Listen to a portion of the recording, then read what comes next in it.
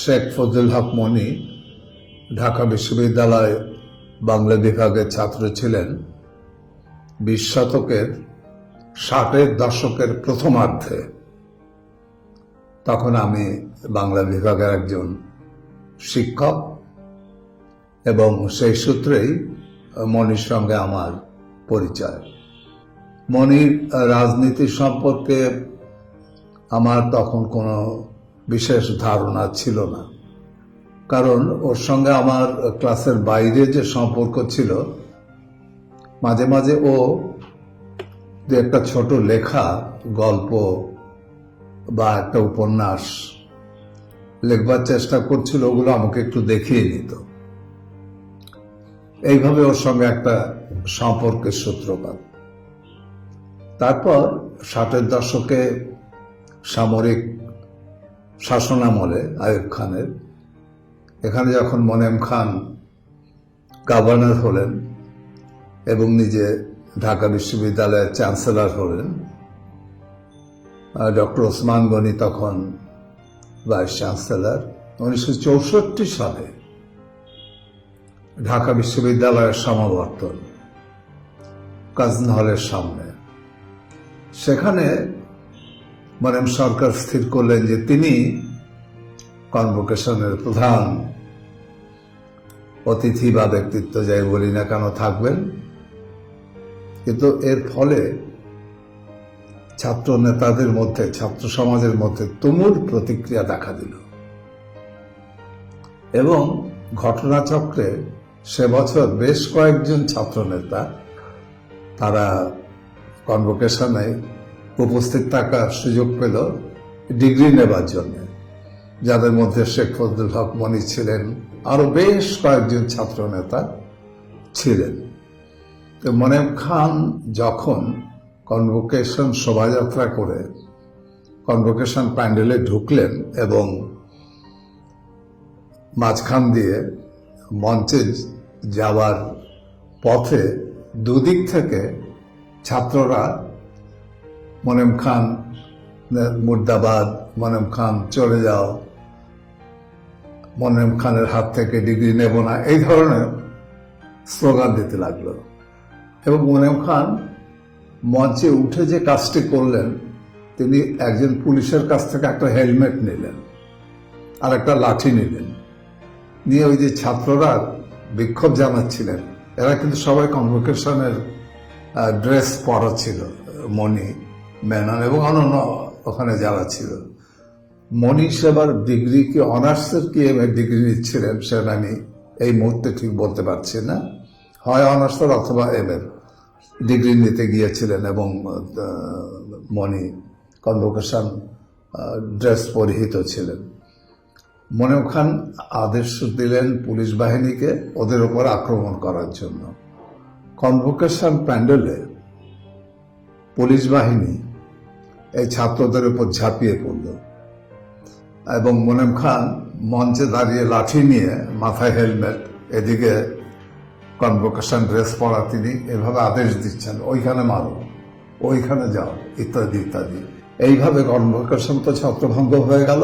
তারপর তো এদের বিরুদ্ধে হাইকোর্টে মামলা, এদের ডিগ্রি প্রত্যাহার ইত্যাদি ইত্যাদি। কিন্তু বিচারপতি মাহবুব মোর্শেদ তখন হাইকোর্টে ছিলেন, তার এজলাসে মোনেম খান সুবিধা করতে পারলেন না, এই ছাত্র নেতাদের ডিগ্রি তিনি কেড়ে নিতে পারলেন না। এই সময় আমি মনির যে রূপ দেখেছি সেটা বলার না, সেটা আজও আমার চোখের সামনে জ্বলজ্বল করছে। দ্বিতীয় ঘটনা 1971 সালের মার্চ মাস। আমার বাসা ইকবাল হলের সঙ্গে, পরবর্তীকালে যার নাম হয়েছে জহুরুল হক হল।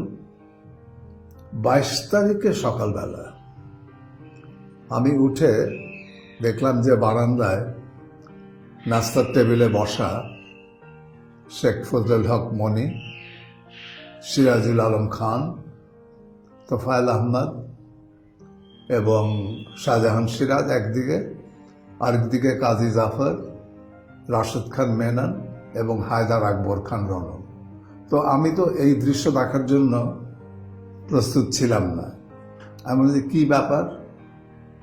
বলে না স্যার, ক্র্যাকডাউন আসন্ন, আলোচনা ব্যর্থ হয়েছে ইয়াহিয়া খানের সঙ্গে, যে কোনো সময় আর্মি অ্যাকশন শুরু হবে এবং সেটা ঢাকা বিশ্ববিদ্যালয়ে শুরু হবে। তো আমরা চলে যাচ্ছি, যাবার আগে আমরা একটা মুক্তিযুদ্ধের সময় আমাদের ভূমিকা কি হবে এটা নিয়ে আমরা সারা রাত কালকে এখানে আলোচনা করেছি। তখন এখানে আমরা নাস্তা খেলাম, চলে যাচ্ছি। তো ওদের সঙ্গে আমার মুক্তিযুদ্ধের আগে এই মণি এবং অন্যান্য তাদের যে রাজনৈতিক নেতা ছিল তাদের সঙ্গে এটা আমার শেষ দেখা। যাই হোক, মুক্তিযুদ্ধের পরে যখন আবার দেশ স্বাধীন হয়ে গেছে, বিশ্ববিদ্যালয় খুলেছে, একদিন বেতারে, তখন কামাল লোহানী স্বাধীন বাংলা বেতার কেন্দ্রে, সে ঢাকা বেতার দেখাশোনা করছে, সেখানে এদের অনেকের সঙ্গে আমার দেখা হলো এবং খুব ভালো লাগলো যে এরা ফিরে এসছে, এরা মুক্তিযুদ্ধে আহত বা নিহত হয়নি, নেতারা প্রায় সবাই ফিরে এসছে। তো শেখ মনি তখন যুবলীগ, বঙ্গবন্ধু যুবলীগ প্রতিষ্ঠা করেছেন, তার সভাপতি। এবং যুবলীগের, এটা 1974 সালের ঘটনা, যুবলীগের কোনো একটা বার্ষিকী উপলক্ষে রমনা যে লেক আছে, সেই লেকের পারে সভা। তো সেখানে আমাকে মনি রিকোয়েস্ট করলেন যে স্যার আপনি এখানে এসে আমাদের উদ্দেশ্যে কিছু বলুন। তা আমি বললাম যে দেখো, একটা কথা, আমি সাধারণত কোনো রাজনৈতিক সভায় যাই না। বলে না স্যার, এটা তো যুবলীগের একটা পুনর্মিলনী।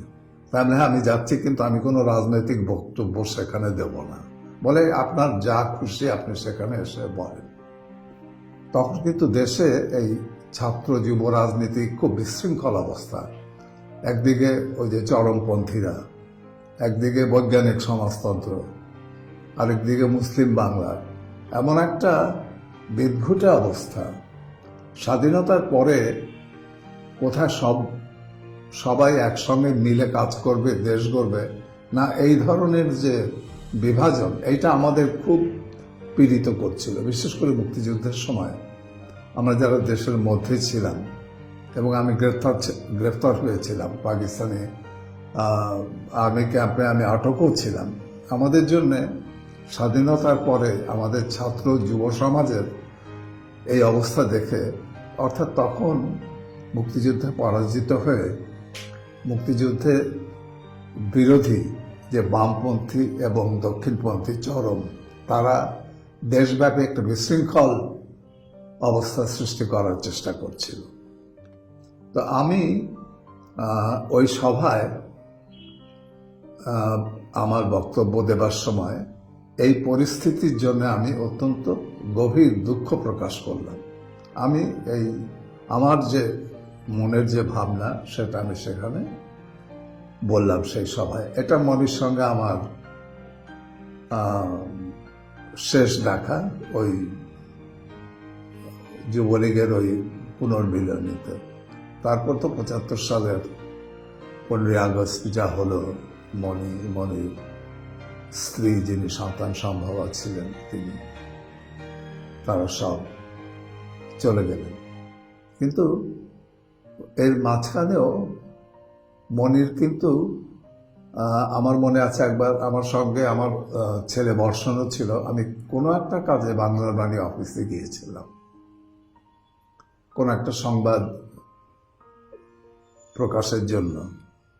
সেখানে মনি আমাকে বঙ্গবন্ধুর অনেকগুলো দুষ্প্রাপ্য আলোকচিত্র আমাকে উপহার দিল। তো এর চেয়ে বড় উপহার তো আর কিছু হতে পারে না। সেগুলো আমি অনেকদিন যত্ন করে রেখেছিলাম। পরে আমি university of liberal arts Bangladesh, যেখানে আমি ঢাকা বিশ্ববিদ্যালয় থেকে অবসর গ্রহণের পর আমি যোগদান করেছিলাম, সেই লাইব্রেরিতে আমি দিয়েছি, এবং তারা ওগুলোকে অত্যন্ত যত্ন করে রেখেছে। এবং বঙ্গবন্ধুর 15ই আগস্ট তারিখে যখন ওখানে অনুষ্ঠান হয়, তখন প্রত্যেক বছর ওই প্রদর্শনী করা হয়। এটা শেখ মনির শেষ উপহার তার শিক্ষকের প্রতি। আমি আমার এই পরম স্নেহভাজন ছাত্র তার,